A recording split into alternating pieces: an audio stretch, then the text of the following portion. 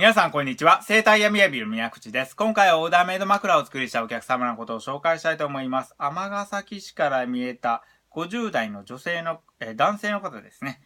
普段から、肩の方が凝りやすいと、全体的にしんどい感じ。あと、いびきの方をかいていたりとか、睡眠時無呼吸症候群の方があります。日中ですね、特にお昼が眠い。昼食後とか、あと夕食後もちょっと眠たくなりやすいとのことですね。で、ちょっとお腹いっぱいになると眠たくなるっていう方も多いとは思うんですけれども、そういった面で、そういったタイミングですね。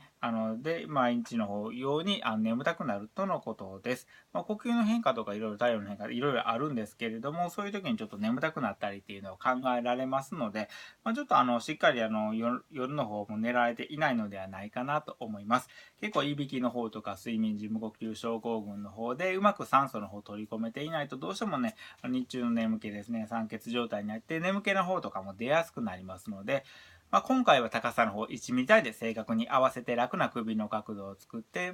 軌道が広くなりましたので、呼吸がしやすくなって、いびきがだいぶ軽減したりであるとか、睡眠時無呼吸症候群ですね、無呼吸の回数が減ったりとか、止まっている秒数が短くなったりとか、それだけでもだいぶね、酸素の方を取り込めるようになるので、だいぶこういう日中の眠気とか、そういうのも軽減していくんじゃないかなと思います。